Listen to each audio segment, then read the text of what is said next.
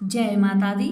नमस्कार दोस्तों, स्वागत है आप सभी का हमारे YouTube चैनल लक्ष्मी शर्मा की कहानियाँ पर।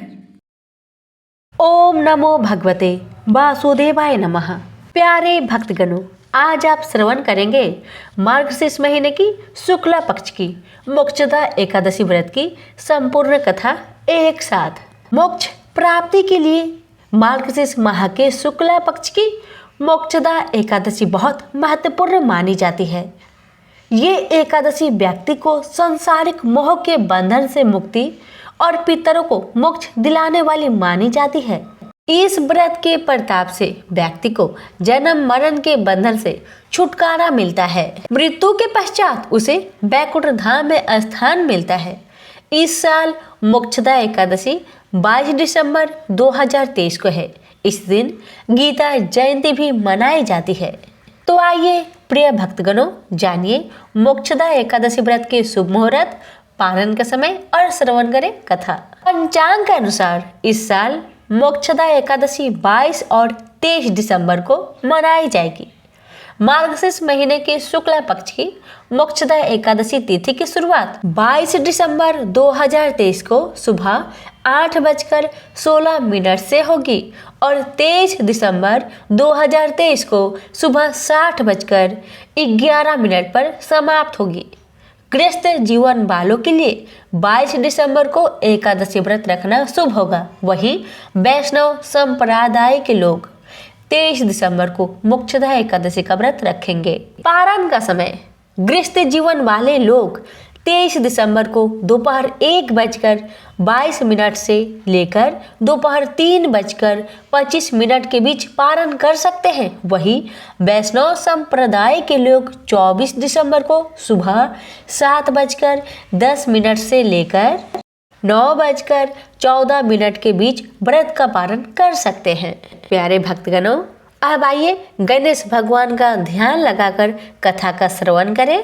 भगवान आपकी हमारी सबकी मनोकामना को पूर्ण करे। प्रेम से बोलिए लक्ष्मी नारायण की जय। धर्मराज युधिष्ठिर कहने लगे कि हे भगवान, मैंने मार्गशीर्ष कृष्ण एकादशी अर्थात उत्पन्ना एकादशी का सविस्तार वर्णन सुना। अब आप कृपा करके मुझे मार्गशीर्ष माह के शुक्ला पक्ष की एकादशी के विषय में भी बतलाइए।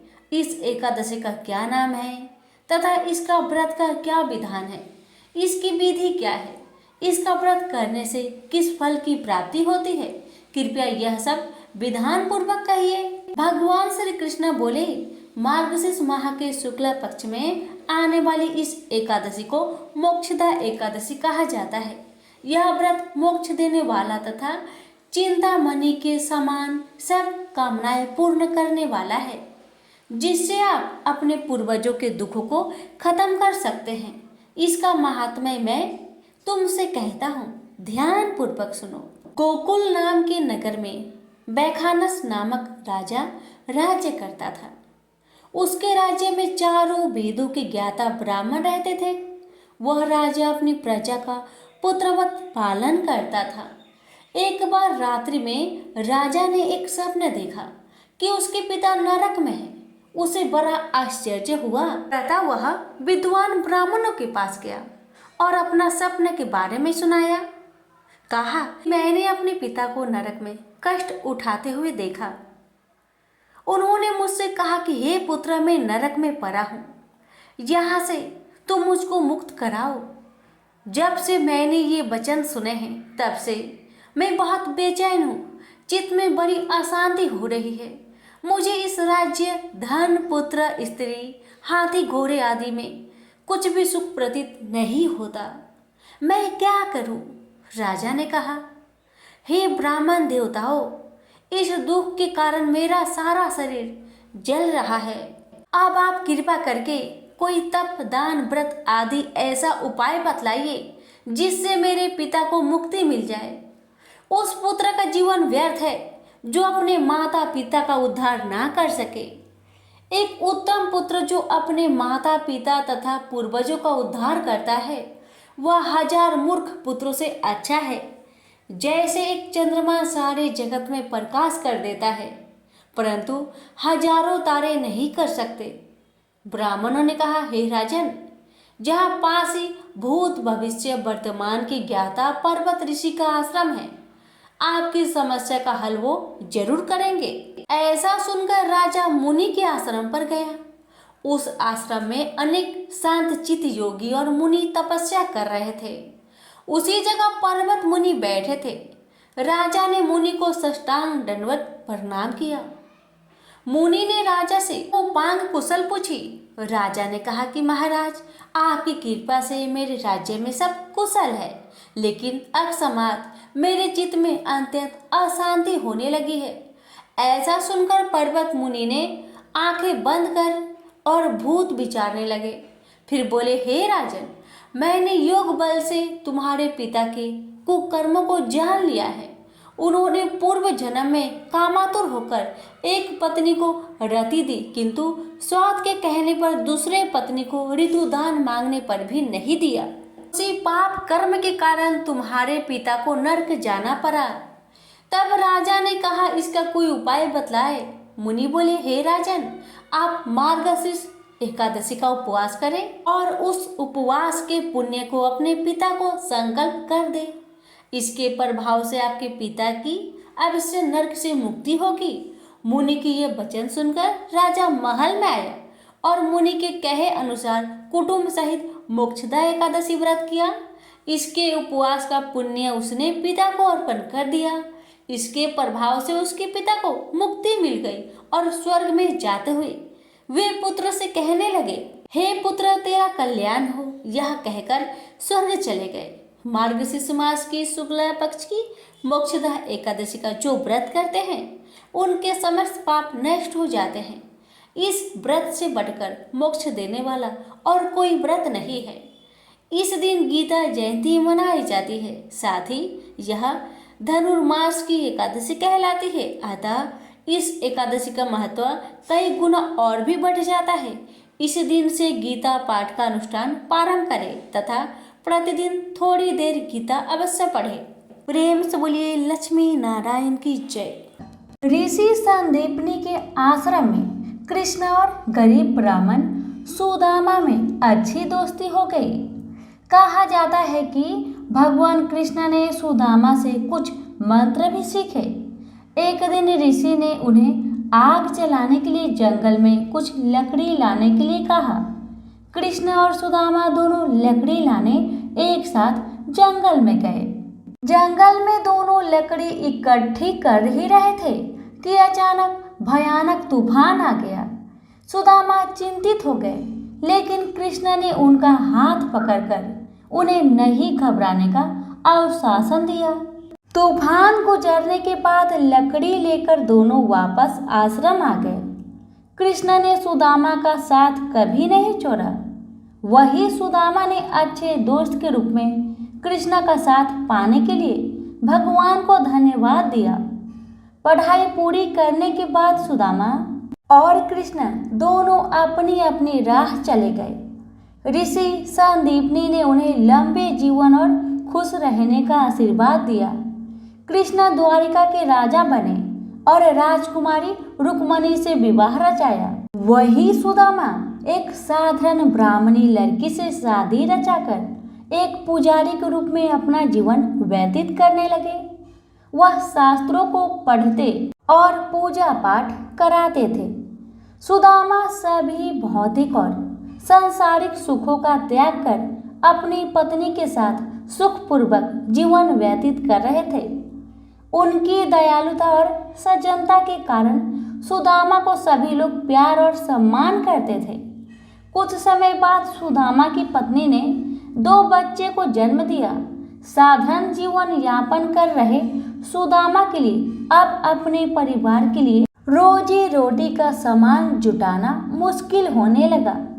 अपने पति के लिए पूरी तरह से समर्पित सुदामा की पत्नी को अपने बच्चों का कष्ट बर्दाश्त नहीं हुआ, तो उसने एक दिन सुदामा से कृष्ण के पास जाने और मदद मांगने के लिए याचना करने को कहा। इस पर सुदामा ने अपनी पत्नी को कहा, मैं कृष्ण के पास सहायता मांगने के लिए जा सकता हूँ। कहा वो द्वारिका जैसे महान नगर के राजा और कहा मैं साधारण ब्राह्मण में तो उनका मित्र कहलाने लायक भी नहीं हूँ। लेकिन उनकी पत्नी उन पर कृष्ण के पास जाने के लिए लगातार दबाव बनाती रही। हार कर एक दिन सुदामा कृष्ण के पास जाने के लिए तैयार हो गए, लेकिन उन्होंने अपनी पत्नी से कहा, ठीक है, मैं कृष्ण के पास जाने को तैयार हूँ, लेकिन हमारे पास ना तो खाने का एक दाना है और ना ही हमारे पास कपड़े हैं। मैं कृष्ण से मिलूंगा तो उन्हें उपहार में क्या दूंगा?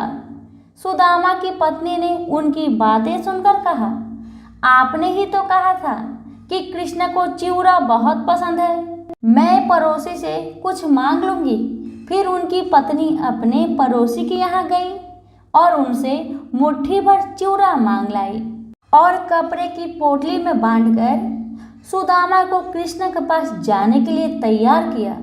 कई दिनों तक जंगल में चलने के बाद सुदामा महान द्वारिका नगरी के द्वार पर पहुंचे।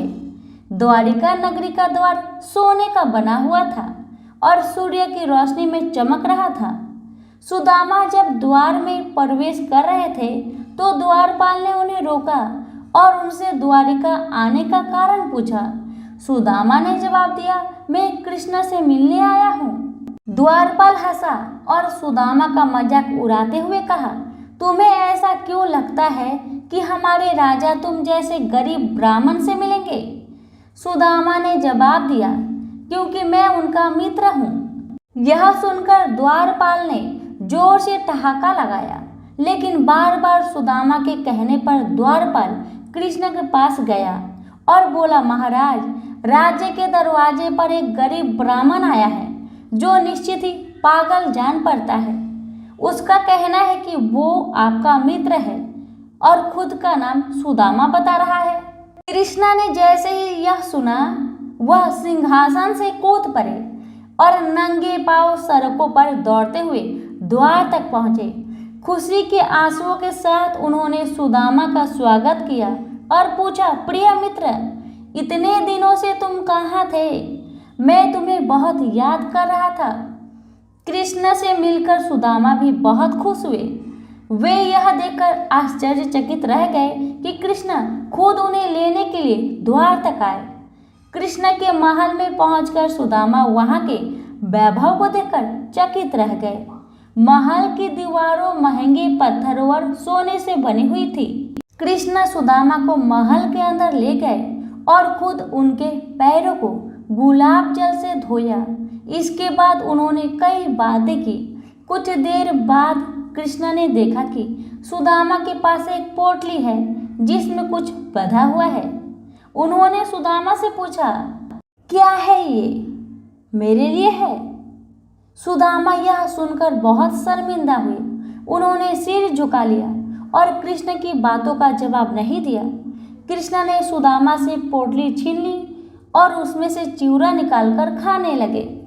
कुछ दिनों बाद सुदामा ने कृष्ण से विदा मांगी। शर्मिंदा होने के कारण सुदामा ने कृष्ण को अपनी स्थिति के बारे में अवगत नहीं कराया और ना ही उनसे मदद मांगी।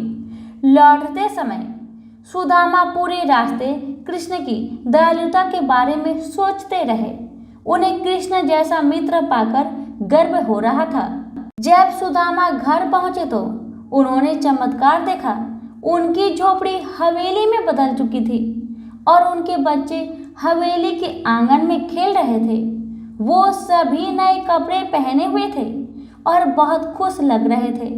उनकी पत्नी ने जब सुदामा को द्वार पर खड़े देखा तो भागती हुई उनके पास आई और कहा, ये तो चमत्कार हो गया, हमारी झोपड़ी हवेली में बदल चुकी है। सुदामा ने चुपचाप सिर हिला दिया। वो समझ गए कि कृष्ण के चमत्कार से ही ऐसा संभव हो सका है। अचानक उनकी आंखों में आंसू बह निकले। उन्होंने मन ही मन कृष्ण की उदारता और दयालुता के लिए उन्हें धन्यवाद दिया। प्रेम से बोलिए कृष्ण भगवान की जय। श्री कृष्ण भगवान जी का वचन है कि जो प्राणी इस गर्भ गीता का सद्भावना से विचार मनन करता है सो पुरुष फिर गर्भवास में नहीं आता। अर्जुन कहने लगे, हे कृष्ण भगवान, यह प्राणी जो गर्भ विषय में आता है सो किस दोष के कारण आता है? हे प्रभु, जब यह जन्मता है तब इसको जरा आदि रोग लगते हैं, फिर मृत्यु होती है। हे भगवान, वह कौन सा कर्म है जिसके करने से जन्म मरण से रहित होवे? श्री कृष्ण भगवान कहने लगे, हे अर्जुन, यह मनुष्य जो है सो अंधा मूर्ख है और संसार के साथ प्रीति करता है। यह पदार्थ मैंने पाया है और वह मैं पाऊंगा, ऐसी चिंता इस प्राणी के मन से उतरती नहीं।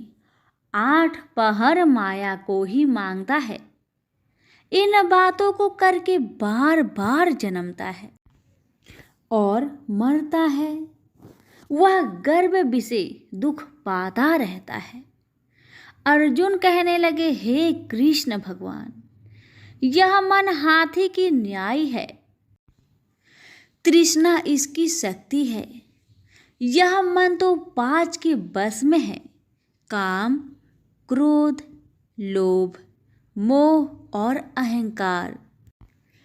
इन 5 में अहंकार बहुत बली है। ये कौन सा यत्न है जिससे मन बस में होए? वैसा ही मन रूपी हाथी को बस में करने के लिए ज्ञान रूपी अंकुश है। अहंकार करने से यह जीव नरक में पड़ता है। अर्जुन कहने लगे, हे भगवान, जो एक तुम्हारे नाम के लिए वन खंड में फिरते हैं, एक वैरागी हुए हैं, एक धर्म करते हैं, इनको कैसे जाने जो वैष्णव है वे कौन है? श्री कृष्ण भगवान कहने लगे, हे अर्जुन, मेरे ही नाम के लिए वनों में फिरते हैं वह सन्यासी कहते हैं। एक सिर पर जटा बांधते हैं, एक अंग पर भस्म लगाते हैं। उनमें हम नहीं है क्योंकि इनमें अहंकार है। इससे मेरा दर्शन दुर्लभ है। अर्जुन कहने लगे, हे भगवान, वह कौन सा पाप है जिससे स्त्री की मृत्यु हो जाती है? वह कौन सा पाप है जिससे पुत्र मर जाता है? और नपुंसक कौन से पाप से होते हैं? श्री भगवान कहने लगे, हे अर्जुन, जो किसी से कर्जा लेता है और देता नहीं, इस पाप से औरत मरती है। और जो किसी की अमानत रखी हुई बचा लेता है, उसके पुत्र मर जाते हैं। जो किसी का कार्य किसी के गोचर आए पड़े और वह जबानी कहे कि मैं तेरा कार्य सबसे पहले कर दूंगा, और जब समय आए तब उसका कार्य ना करे, इस पाप से नपुंसक हो जाता है। ये बड़े पाप है। अर्जुन कहने लगे, हे भगवान, कौन पाप से मनुष्य सदैव रोगी रहता है? किस पाप से गधे का जन्म पाता है, स्त्री का जन्म पाता है, तथा टट्टू का जन्म क्यों कर पाता है? और बिल्ली का जन्म किस पाप से होता है? श्री भगवान कहने लगे, हे अर्जुन, जो भी मनुष्य कन्यादान करते हैं और इस दान में मूल्य लेते हैं, वे दोषी है। वे मनुष्य सदा रोगी रहते हैं। जो विषय विकार के वास्ते मदिरा पान करते हैं, वे टट्टू का जन्म पाते हैं। और जो झूठी गवाही भरते हैं, वह औरत का जन्म पाता है। जो रसोई बना के पहले आप भोजन कर लेती है और पीछे परमेश्वर को अर्पण करती है, तो वे बिल्ली का जन्म पाती है। और जो मनुष्य अपनी झूठी वस्तु दान करते हैं, औरत का जन्म पाते हैं। वह गुलाम औरतें होती है। अर्जुन कहने लगे, हे भगवान, कई मनुष्यों को आपने स्वर्ण दिया है, सो उन्होंने कौन सा पुण्य किया है? और कई मनुष्यों को आपने हाथी घोड़ा रथ दिए हैं, उन्होंने कौन सा पुण्य किया है? श्री भगवान कहने लगे, हे अर्जुन, जिन्होंने स्वर्ण दान किया है उनको हाथी घोड़े वाहन मिलते हैं। जो परमेश्वर के निमित्त कन्या दान करते हैं सो पुरुष का जन्म पाते हैं। अर्जुन कहने लगे, भगवान, जिन पुरुषों के अंदर विचित्र शरीर है उन्होंने कौन सा पुण्य किया है? किसी दो के घर संपत्ति है, कोई विद्वान है, उन्होंने कौन सा पुण्य किया है? श्री भगवान कहने लगे, हे अर्जुन, जिन्होंने अन्न का दान किया है उनका सुंदर स्वरूप है। जिन्होंने विद्या दान किया है वह विद्यावान होते हैं। जिन्होंने संतों की सेवा की है वह पुत्रवान होते हैं। अर्जुन कहने लगे, हे भगवान, किसी को धन से प्रीति है, कोई को स्त्रियों से प्रीति करते हैं। इसका क्या कारण है, समझाकर कहिए। श्री कृष्ण भगवान कहने लगे, हे अर्जुन, धन और स्त्री सब नाश रूप है, मेरी भक्ति का नाश नहीं है। अर्जुन कहने लगे, भगवान, यह राजपाट किस धर्म के करने से मिलता है? विद्या कौन से धर्म करने से मिलती है? श्री कृष्ण भगवान कहने लगे, हे अर्जुन, जो प्राणी काशी जी में निष्काम भक्ति से तप करते हुए देह त्यागते हैं वह राजा होते हैं, और जो गुरु की सेवा करते हैं सो विद्वान होते हैं। अर्जुन कहने लगे, हे भगवान, किसी को धन अचानक बिना किसी परिश्रम से ही मिलता है, सो उन्होंने कौन सा पुण्य किया है? श्री कृष्ण भगवान कहने लगे, अर्जुन, जिन्होंने गुप्त दान किया है उनको धन अचानक मिलता है। जिसने परमेश्वर निमित्त पराया कार्य संवारा है वह मनुष्य रोग से रहित होते हैं। अर्जुन कहने लगे, हे भगवान, कौन से पाप से अमली होते हैं और कौन पाप से गूंगे होते हैं और कौन पाप से कुष्ठी होती है? श्री कृष्ण भगवान कहने लगे, हे अर्जुन, जो आदमी नीच कुल की स्त्री से गमन करते हैं सो अमली होते हैं। जो गुरु से विद्या पढ़कर मुकर जाते हैं सो गूंगे होते हैं। जिन्होंने गो घात किया है वे कुष्ठी होते हैं। अर्जुन कहने लगे, हे भगवान, जिस किसी पुरुष की देह में रक्त का विकार होता है वह किस पाप से होता है? और कोई दरिद्र होते हैं, किसी को खरक वायु होती है, और कोई अंधे होते हैं, तो कोई पंगुल होते हैं, सो कौन से पाप से रहित होते हैं? और कई स्त्रियां बाल विधवा होती है, तो यह किस पाप से होती है? श्री कृष्ण भगवान कहने लगे, हे अर्जुन, जो सदा क्रोधवान रहते हैं उन्हें रक्त विकार होता है। जो मलिन रहते हैं वह सदा दरिद्र होते हैं। जो कुकर्मी ब्राह्मण को दान देते हैं उनके खरक वायु होते हैं। जो पराई स्त्री को निर्वस्त्र देखते हैं, गुरु की पत्नी को कुदृष्टि करते हैं, सो अंधे होते हैं।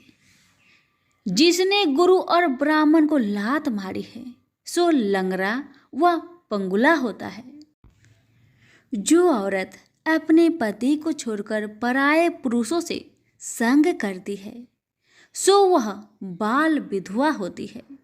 अर्जुन कहने लगे, हे भगवान, आप पर ब्रह्मा हो, आपको नमस्कार है। आगे मैं आपको संबंधी जानता था, परंतु अब मैं ईश्वर रूप जानता हूँ। हे पर ब्रह्मा, गुरु दीक्षा कैसी होती है, सो कृपा करके मुझको कहिए। श्री कृष्ण भगवान बोले, हे अर्जुन, तुम धन्य हो, तुम्हारे माता पिता भी धन्य हैं जिनके तुम ऐसे पुत्र हो। हे अर्जुन, सारे संसार का गुरु जगन्नाथ, विद्या का गुरु काशी, चारों वर्णों का गुरु सन्यासी है। सन्यासी उसको कहते हैं जिन्हें सबका त्याग करके मेरे प्रति मन लगाया है सो ब्राह्मण जगत गुरु है। हे अर्जुन, यह बात ध्यान देकर सुनने की है। गुरु कैसा करे? जिसने सब इंद्रियां जीती हो, जिसको सब संसार ईश्वरमय नजर आता हो और सब जगत से उदास हो। ऐसा गुरु करे जो परमेश्वर को जानने वाला हो और उस गुरु की पूजा सब तरह से करे। हे अर्जुन, जो गुरु काम भक्त होता है और जो प्राणी गुरु की पूजा सब तरह से करे। हे अर्जुन, जो गुरु का भक्त होता है और जो प्राणी गुरु के सम्मुख होकर भजन करते हैं, उसका भजन करना सफल है। जो गुरु से विमुख है, उनको 7 ग्राम माड़े का पाप है। गुरु से विमुख प्राणी दर्शन करने योग्य नहीं होते। जो गृहस्थी संसार में गुरु के बिना है, चांडाल के समान है। जिस तरह मदिरा का भंडार हो, उसमें जो गंगा जल है सो अपवित्र है, इसी तरह गुरु से विमुख का भजन सदा अपवित्र होता है। उसके हाथ का देवता भी नहीं लेते, उसके सब कर्म निष्फल है। कुकर, शुकर, गंधर्व, काग, ये सब की सब योनियों में बड़ी खोटी योनि है। इन सब से यह मनुष्य खोटा है। जो गुरु नहीं करता, गुरु बिना गति नहीं होती, यह अवश्य नरक को जाएगा। गुरु दीक्षा बिना प्राणी के सब कर्म निष्फल होते हैं।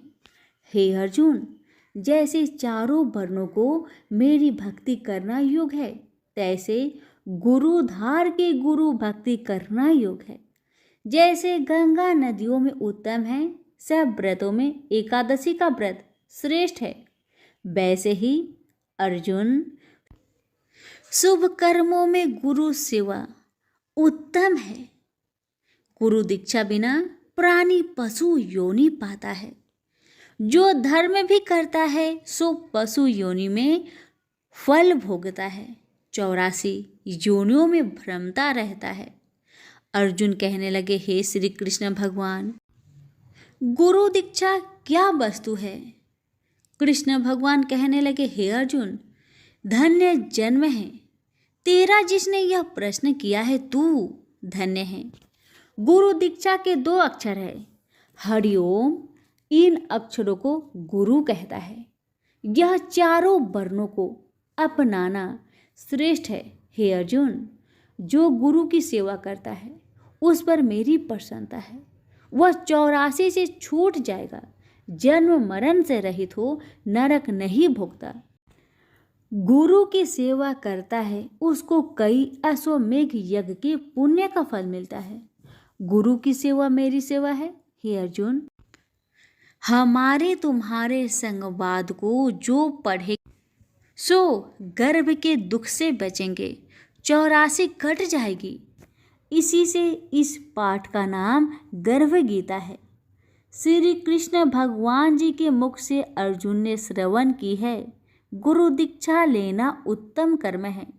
उसका फल है कि नरक से वह 84 जीव से बचा रहता है। भगवान बहुत प्रसन्न होते हैं। सभी प्रेम से बोलिए, श्री कृष्ण भगवान की जय। एक समय नैमिषारण्य तीर्थ में शौनकादि 88,000 ऋषियों ने श्री सूत जी से पूछा, हे प्रभु, इस कलयुग में वेद विद्या रहित मनुष्य को प्रभु भक्ति किस प्रकार मिलेगी तथा उनका उद्धार कैसे होगा? हे मुनि श्रेष्ठ, कोई ऐसा तप कहिए जिसमें थोड़े समय में पुण्य प्राप्त हो तथा वांछित फल भी मिले। यह कथा सुनने की हमारी इच्छा है। सर्व शास्त्र ज्ञाता श्री सूत जी बोले, हे वैष्णवों में पूज्य, आप सबने प्राणियों के हित की बात पूछी है। अब मैं उस श्रेष्ठ व्रत को आप लोगों से कहूंगा जिस व्रत को नारद जी ने लक्ष्मी नारायण से पूछा था और श्री लक्ष्मीपति ने मुनिश्रेष्ठ नारद जी से कहा था। सो ध्यान से सुनो। एक समय योगी राज नारद जी दूसरे के हित की इच्छा से अनेक लोकों में घूमते हुए मृत्यु लोक में आ पहुंचे। वहां पर अनेक योनियों में जन्म हुए प्राय सभी मनुष्य को अपने अपने कर्मों द्वारा अनेक दुखों से पीड़ित देखकर उन्होंने सोचा कि ऐसा क्या किया जाए कि मानवों के दुखों का नाश हो सके। ऐसा मन में विचार कर नारद जी विष्णु लोक को गए। वहां श्वेत वर्ण और 4 भुजाओं वाले देवों के इस नारायण को, जिनके हाथ में शंख चक्र गदा और पद्म थे तथा वरमाला पहने हुए थे, उन्हें देखकर नारद जी स्तुति करने लगे। हे भगवान, आप अत्यंत शक्ति से संपन्न हैं। मन तथा वाणी भी आपको नहीं पा सकती। आपका आदि मध्य अंत नहीं है। निर्गुण स्वरूप सृष्टि के कारण भक्तों के दुखों को नष्ट करने वाले हैं। आपको मेरा नमस्कार है। नारद जी से इस प्रकार की स्तुति सुनकर विष्णु भगवान बोले, हे मुनि श्रेष्ठ, आपके मन में क्या है? आपका किस काम के लिए यहाँ आगमन हुआ है? वो सब निसंकोच कहिए। तब नारद मुनि बोले, मृत्यु लोक में सब मनुष्य जो अनेक योनि में पैदा हुए हैं, अपने अपने कर्मों द्वारा अनेक प्रकार के दुखों से दुखी हो रहे हैं।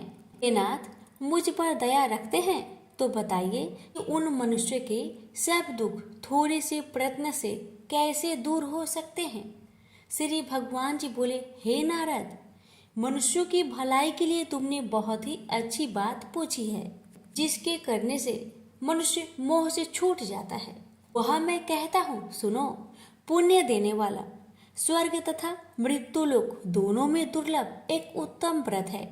आज मैं प्रेमवश होकर तुमसे कहता हूँ, श्री सत्यनारायण भगवान का व्रत अच्छी तरह विधान पूर्वक करके मनुष्य तुरंत ही यहाँ सुख भोग कर मरने पर मोक्ष को प्राप्त होता है।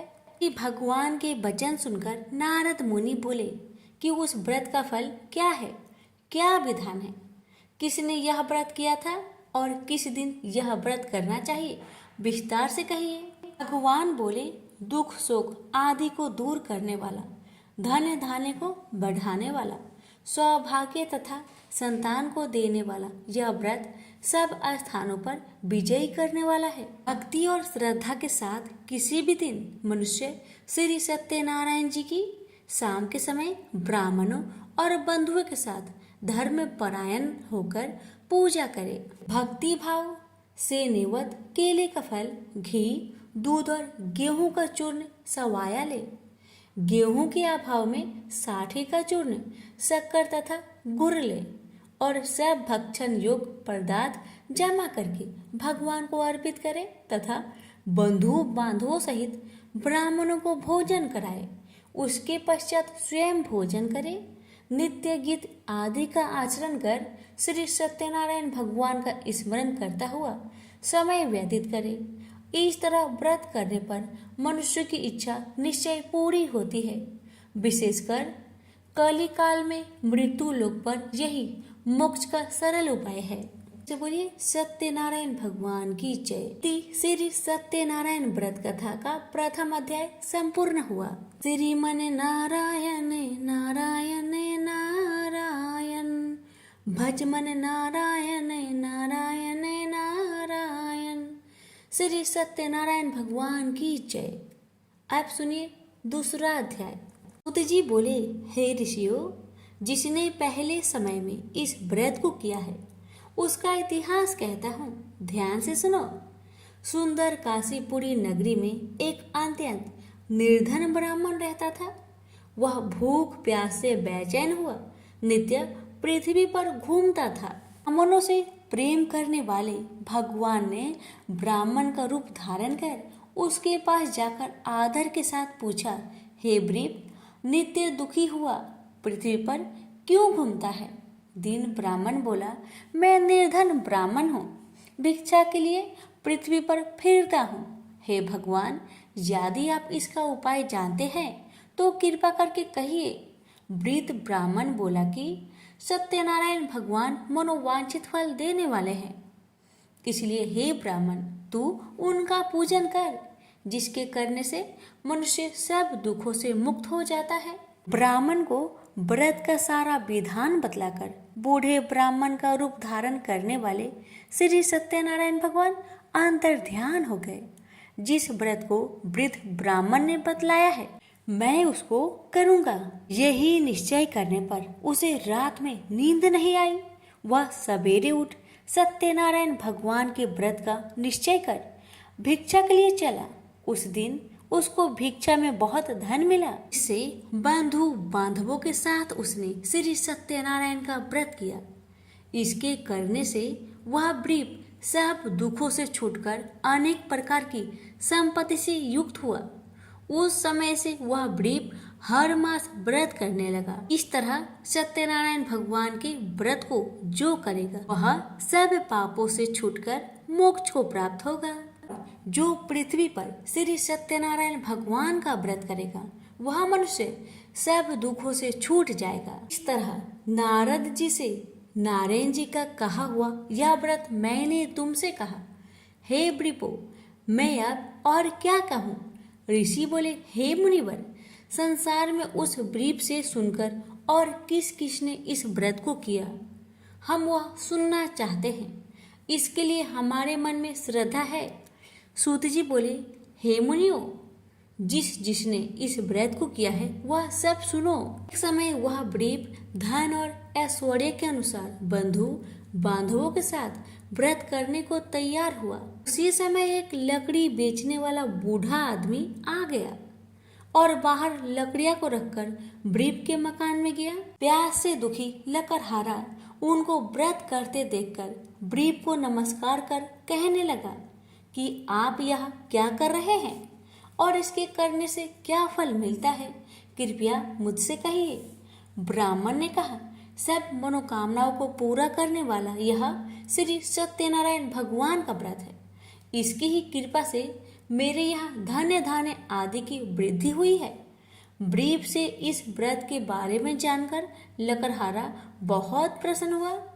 चरणामृत ले और प्रसाद खाने के बाद अपने घर को गया। लकड़हारे ने अपने मन में इस प्रकार का संकल्प किया कि आज ग्राम में लकड़ी बेचने से जो धन मिलेगा उसी से मैं श्री सत्यनारायण भगवान का उत्तम व्रत करूंगा।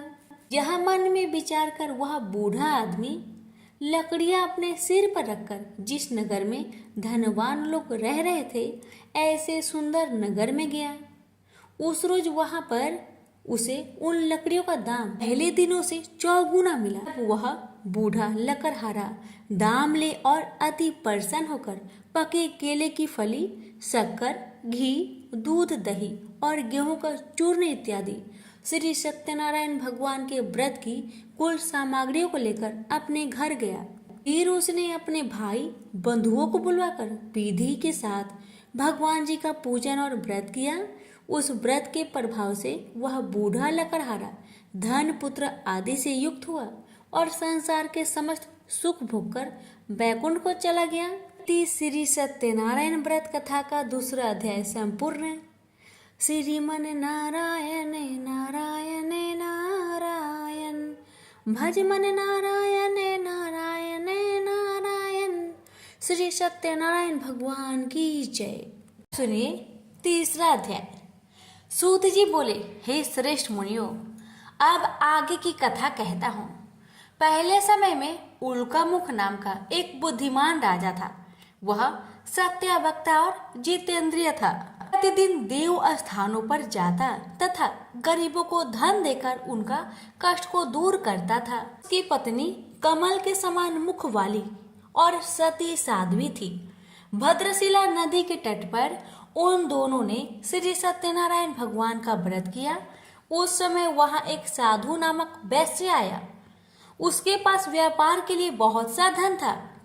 राजा का व्रत करते हुए देखकर वह विनय के साथ पूछने लगा, हे राजन, भक्ति युक्त चित्त से आप क्या कर रहे हैं?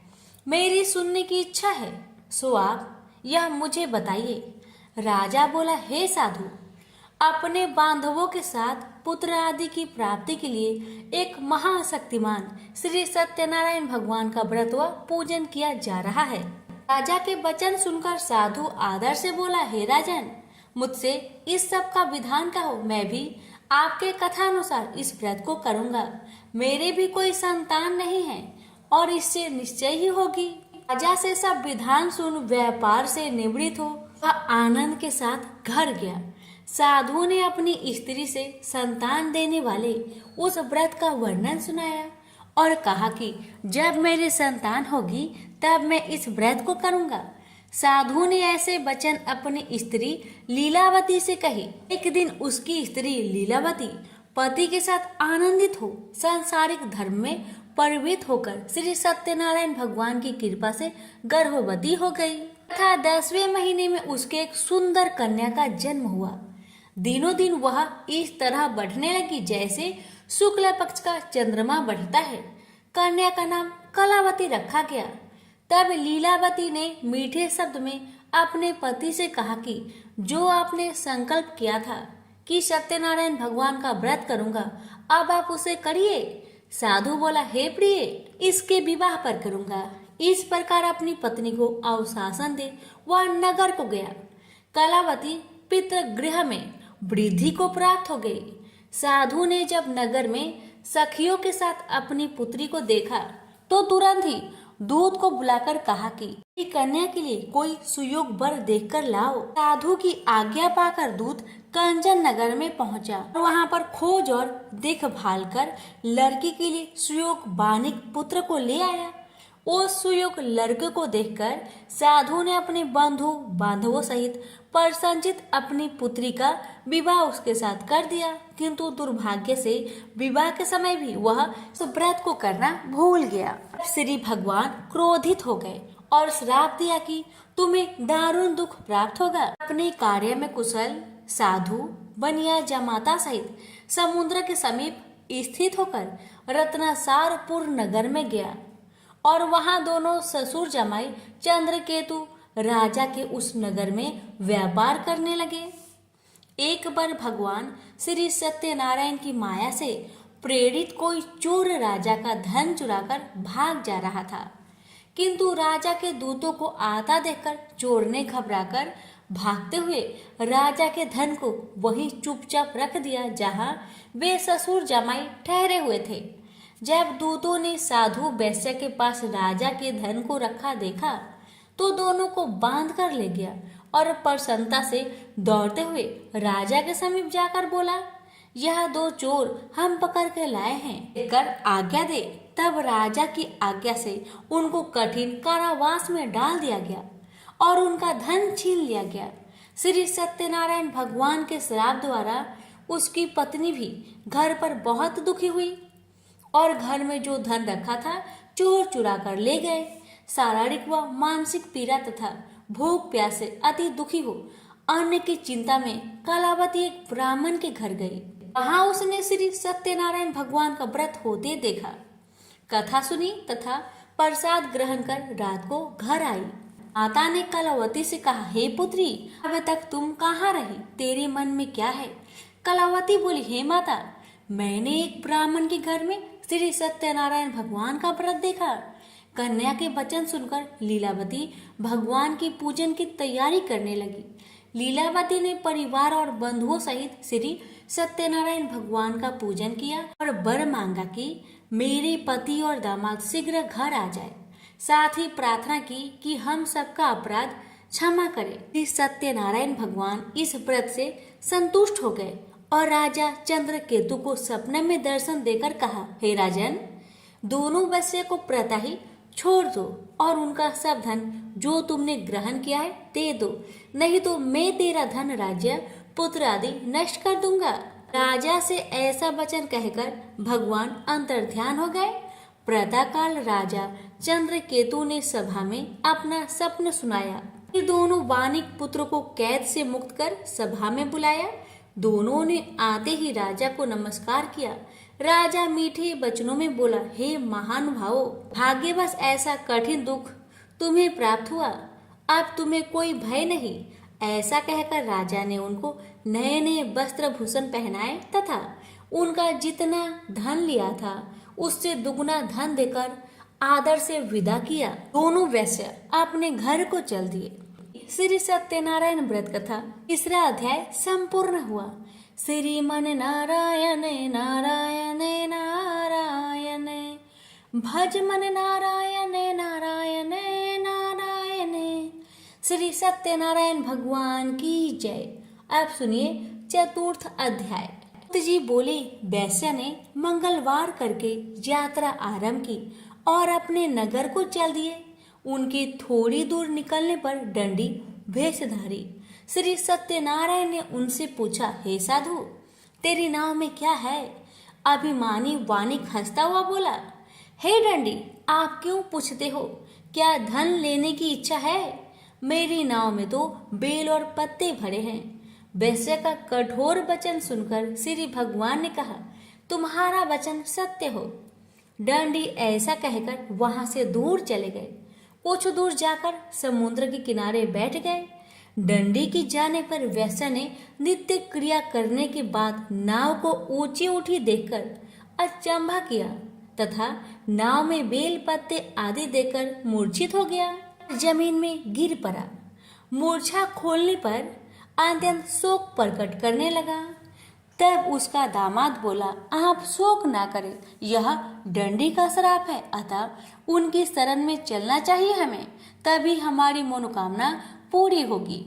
दामाद के वचन सुनकर वह दंडी के पास पहुंचा और अत्यंत भक्ति भाव से नमस्कार करके बोला, मैंने जो आपसे असत्य वचन कहे थे उसको क्षमा करे। ऐसा कहकर महान शोकातुर रोने लगा। तब दंडी भगवान बोले, हे वानिक पुत्र, मेरी आज्ञा से बार बार तुम्हें दुख प्राप्त हुआ है, मेरी पूजा से विमुख हुआ। साधु बोला, हे भगवान, आपकी माया से ब्रह्मा आदि देवता भी आपके रूप को नहीं जानते, तब मैं अज्ञानी कैसे जान सकता हूँ? आप प्रसन्न होइए, मैं सामर्थ्य के अनुसार आपकी पूजा करूँगा।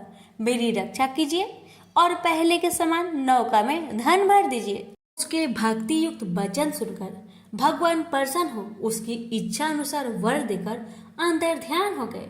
तब उन्होंने नाव पर आकर देखा कि नाव धन से परिपूर्ण है। वह श्री सत्यनारायण भगवान का पूजन कर साथियों सहित अपने नगर को चला। जब अपने नगर के निकट पहुंचा तब दूत को घर भेजा। दूत ने साधु के घर जा उसकी स्त्री को नमस्कार कर कहा, साधु अपने दामाद सहित इस नगर के समीप आ गए हैं। ऐसा वचन सुन साधु की स्त्री ने बड़े हर्ष के साथ सत्यनारायण भगवान का पूजन कर पुत्री से कहा, मैं अपने पति के दर्शन को जाती हूँ, तू कार्य पूर्ण कर शीघ्र आ।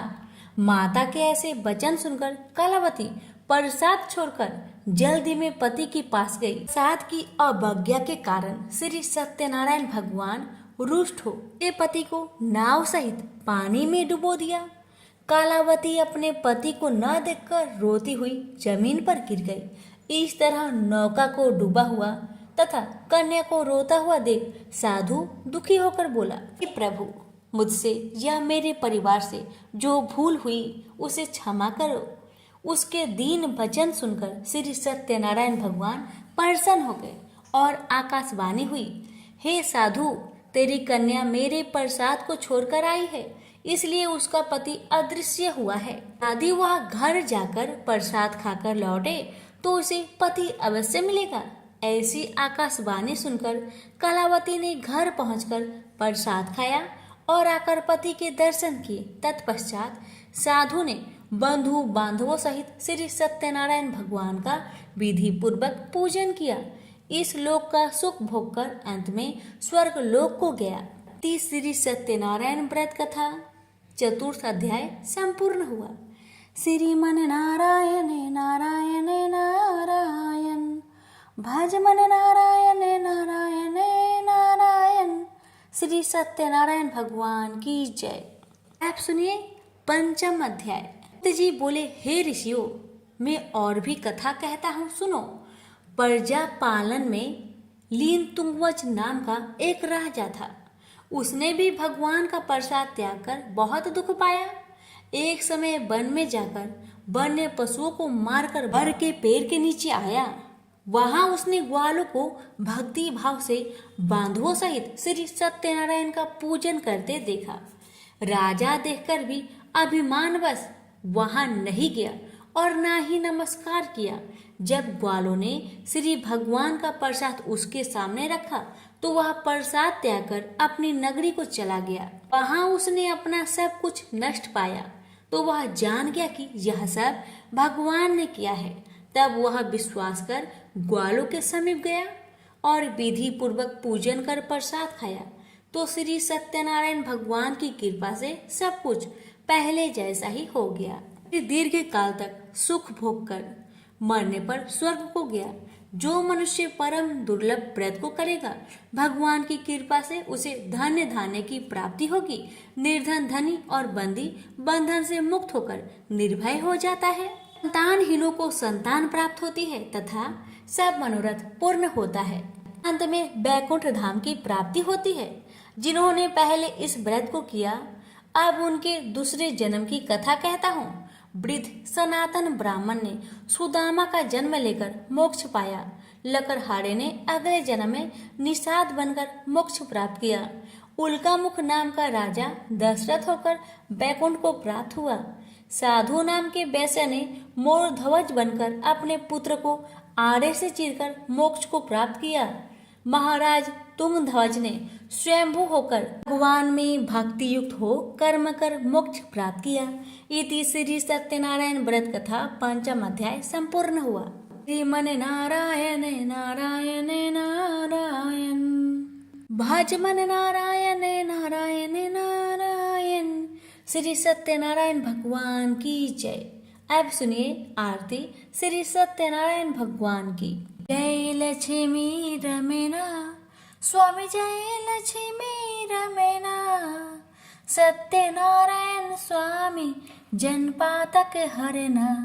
ओम जय लक्ष्मी रमना स्वामी जय लक्ष्मी रमना। रत्न जरित सिंहासन अद्भुत छवि राजे। नारद कारत निराजन घंटा ध्वनि बाजे।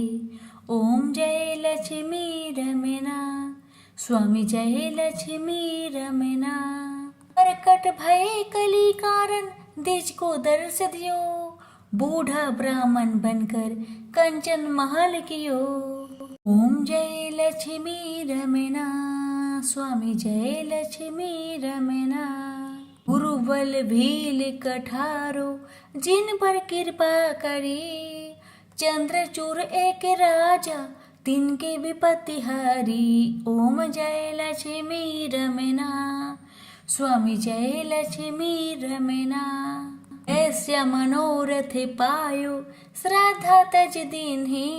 तो फल भोग्यो प्रभु जी फिर स्तुति किन्ही। ओम जय लक्ष्मी रमना स्वामी जय लक्ष्मी रमना। भाव भक्ति के कारण छिन छिन रूप धरियो। श्रद्धा धारण किन्ही तिनको काज सरियो। ओम जय लक्ष्मी रमना स्वामी जय लक्ष्मी रमना। बाल बाल संगे राजा वन में भक्ति करी। मनोवांछित फल दीन हो दीन दयाल हरि। ओम जय लक्ष्मी रमना स्वामी जय लक्ष्मी रमना। बढ़त प्रसाद सवायो कदली फल मेवा। धूप दीप तुलसी से राजी सत्य देवा। ओम जय लक्ष्मी रमना स्वामी जय लक्ष्मी रमना। श्री सत्यनारायण जी की आरती जो कोई नर गावे। स्वामी जो कोई नर गावे। रिद्धि सिद्धि सुख संपत्ति सहज रूप पावे। जय लक्ष्मी रमना स्वामी जय लक्ष्मी रमना। सत्यनारायण स्वामी जनपातक हरना। ओम जय लक्ष्मी रमना स्वामी जय लक्ष्मी रमना। प्रेम से बोलिए श्री सत्यनारायण भगवान की जय। एक बुढ़िया माई थी। मिट्टी के गणेश जी की पूजा करती थी। रोज बनाए रोज गल जाए। एक सेठ का मकान बन रहा था। वो बोली पत्थर का गणेश बना दो। मिस्त्री बोले जितने हम तेरा पत्थर का गणेश करेंगे उतने में अपनी दीवार ना चिनेंगे। बुढ़िया बोली, राम करे तुम्हारी दीवार टेढ़ी हो जाए। अब उनकी दीवार टेढ़ी हो गई। वो चीने और ढा देवे, चीने और ढा देवे। इस तरह करते करते शाम हो गई। शाम को सेठ आया। उसने कहा, आज कुछ भी काम नहीं किया। वो कहने लगे, एक बुढ़िया आई थी। वो कह रही थी, मेरा पत्थर का गणेश गर दो। हमने नहीं गरा तो उसने कहा, तुम्हारी दीवार टेढ़ी हो जाए। तब से दीवार सीधी नहीं बन रही है। बनाते हैं और ढा देते हैं। सेठ ने बुढ़िया को बुलवाई। सेठ ने कहा, हम तेरा सोने का गणेश गढ़ देंगे, हमारी दीवार सीधी कर दो। सेठ ने बुढ़िया को सोने का गणेश गढ़ दिया। सेठ की दीवार सीधी हो गई। जैसे सेठ की दीवार सीधी की, वैसे सबकी करना। कहानी कहने वाले, सुनने वाले, हुक्कार भरने वाले सभी पर अपनी कृपा सदा बनाए रखना। प्रेम से बोलिए गजानंद भगवान की जय।